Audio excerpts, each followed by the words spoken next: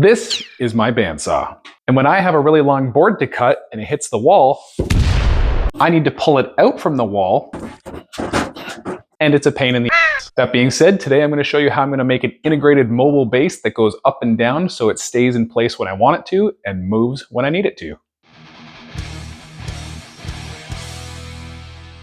First things first, you might notice there's actually some wheels on this bandsaw, and these things are an insane pile of crap, and they need to go. I'll probably just leave them on here because it's not hurting anything, but yeah, they're really bad. It involves tipping the bandsaw, and it's not good. So down here at the base of the bandsaw, you can see this is where the motor lives, and there's a huge bracket down here that's kind of getting in the way of everything I wanted to do. So originally my design was going to be a hinged board over here, and there would just be a lever mechanism. So one side would have a long lever, the other side would just kind of be a flap like that, and you would just push down and it would lift both at the same time.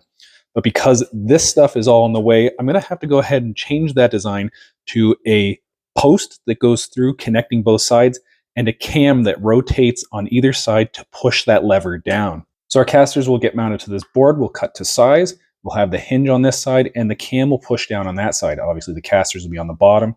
So they'll be tilted up when we want the bandsaw to stand still, and then pushed down and engage with the floor, lifting it up about 1/2 of an inch, and that'll allow us to move this around. So let's go ahead, cut this piece up, get these casters mounted, get these hinges mounted, and then we'll mount this whole assembly to either side of the bandsaw base.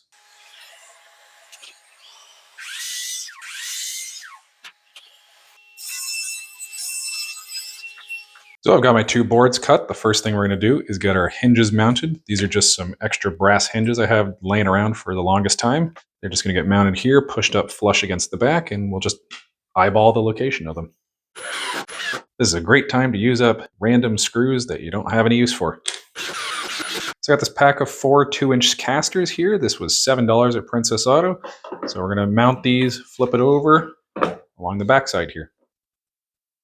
So I just drew a clearance line for where the caster needs to mount, as when the wheel swivels, I don't want it to hit the side of the bandsaw on the inside. It just needs a little bit of wiggle room. So next we want to mount these to the inside here on the sheet metal. So first I need to use these spacers to stand the bandsaw up, as that is going to allow us to mount these in the down position. And before I get these mounted, I'm going to put them on the inside and then tie them together with this piece so I know they're fully in the down position and they're not out of plane with each other. So let's get these shims installed underneath here. And we'll slide these guys in here. Now these pieces just kind of want to do their own thing. We'll tie them together with this piece. Okay, our pieces are tied together. Now I can flip up the hinges and mark the locations so we can drill out the 4 holes on each side and get those mounted.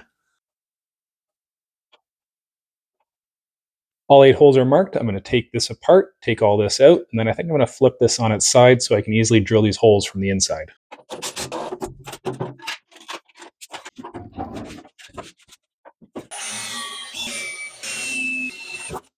So now to mount the hinges to the sheet metal here, I've got these 832 screws right here, and then just the matching nut. They have these little stars on the back. I don't know if that matters, but I'm not going to use washers, so let's just do this.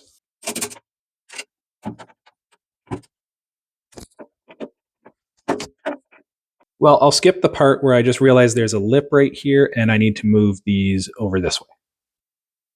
Meet you back. Okay, we're back, and you see I've moved the location about 1.5 inches away. So we should be good now.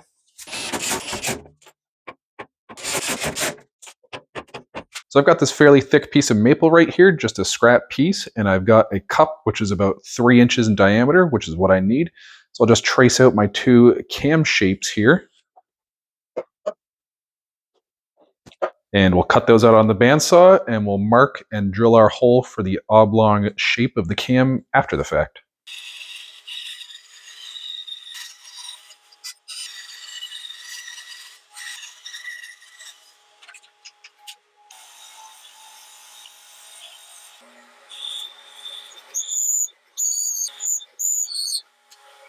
So on my triple screw gear vise here, I've got 1/2 inch threaded rod, and I'm just going to cut this to length, so about 1 inch is sticking out on either side of the bandsaw base. Okay, so now we're going to drill the 1/2 inch holes into the back and front of the bandsaw. I've got my little cam wheel here. I'm going to press it against the bottom, and I've marked my halfway location and on the bottom of the wheel where it's in the fully down position. So I'll just line those two up, and then I'll simply trace out the circle. And we'll center punch that and drill our 1/2 inch hole in the back and the front.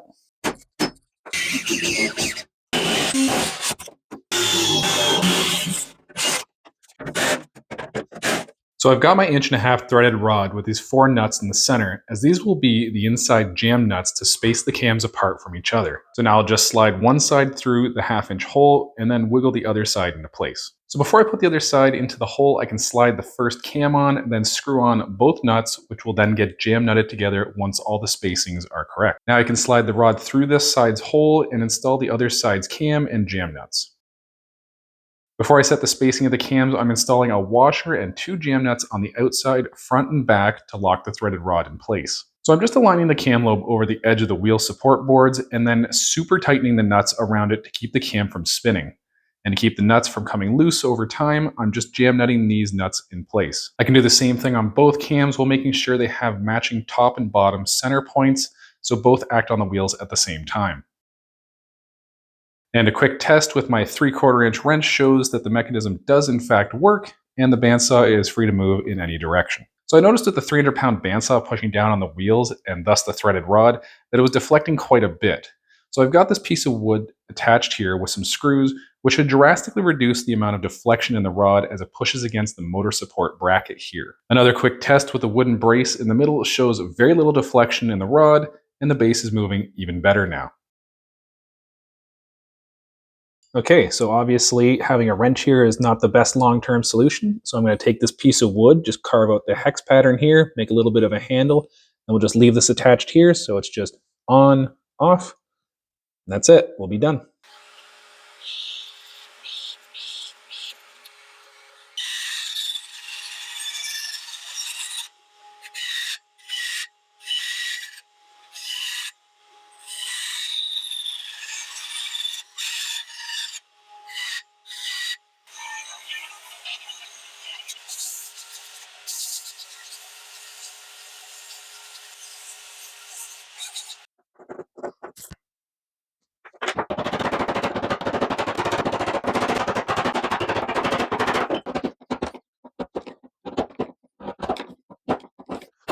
So there's our handle, and I'll just hammer this into place.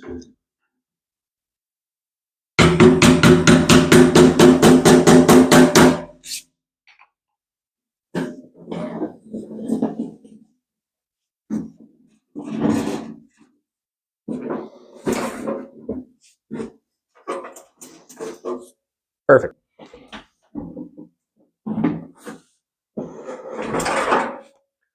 So yeah, hopefully you guys got some good ideas from how you can apply this to your own projects in the future, and see you in the next one.